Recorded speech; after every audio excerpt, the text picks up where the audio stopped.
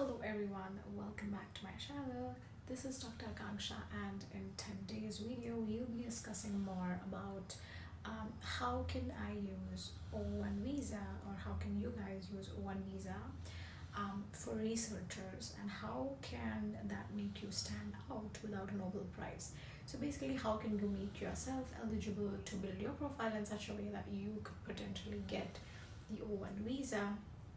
For those of you all who don't know, O1 visa is it's a non-immigrant visa, which also means it also stands for extraordinary ability visa, which means that this is a special kind of visa which nobody else gets but you, in case you qualify for it. And for you to qualify for the specific visa, you need to really stand out. Your profile has to be really good. It kind of makes you stand out from others who are applying for H1B visa.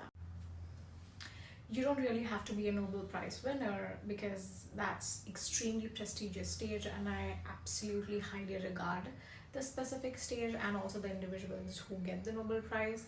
But that stage really comes much later in your career, wherein you are kind of a scientist and you have had so much of experience. But my point is, you don't really have to wait for so long for you to get the O1. Today I'm going to tell you how can you build your profile for O1 visa in such a way that you could really get started from, say, first year of your med school, or any other industry. I really am not aware about the other industries because I am myself a doctor, so I can talk about my area of expertise.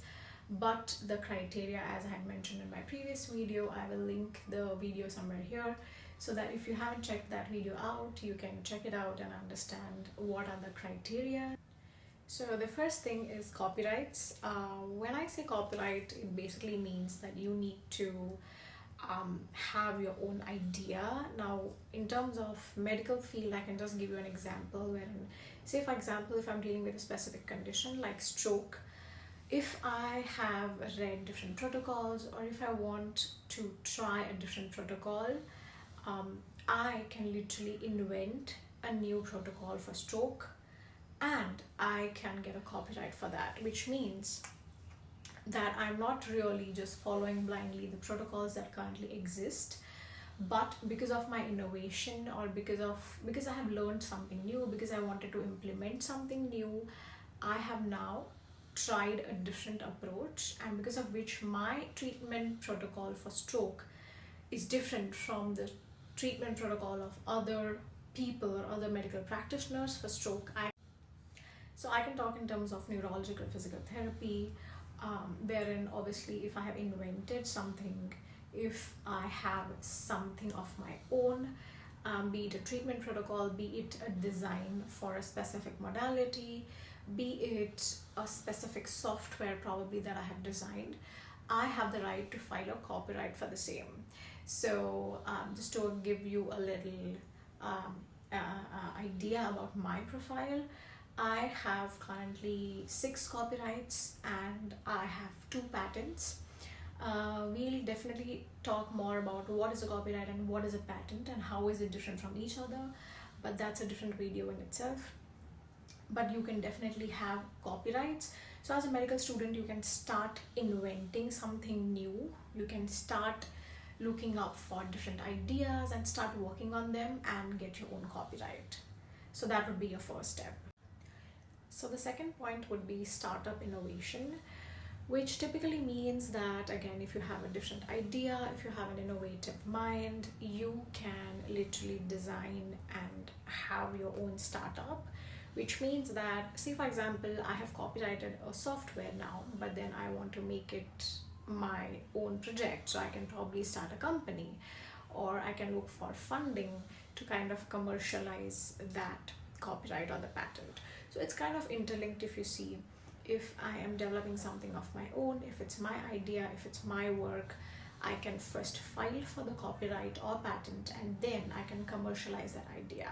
So when I essentially commercialize the idea, I am establishing or registering my own company, which can fall in the startup innovation category, wherein I have also done a very similar thing, wherein I am using my software Um, we just give you an example. The software that I am working on, or the software that I have the copyright for, I can literally just commercialize the software, and because it's a medical software, I can just prove that this is a software that probably is bringing something new to the table that probably nobody else is able to bring, and then that software can be commercialized by me, where I can say that okay, this is what I have the patent for, or this is what I have the copyright for. It's my idea, it's my innovation, wherein I can literally sell my idea to a bigger company, or say for example to hospitals. So you can have that is a startup innovation. Third is your research papers. So publications are very important, and when I say publication, you just need to do a specific research on a specific topic and then publish the results. It could be good or it could be bad. As I mentioned, the results of my research papers could be good or bad. When I say good or bad, it means that if I'm trying something new, for example, if I'm trying a new protocol on a patient, it might not necessarily have good results. Good results is wherein I'm probably saying, if I'm not bringing something significant to the literature. It could also be that, okay, I tried something new, but it probably did not work out.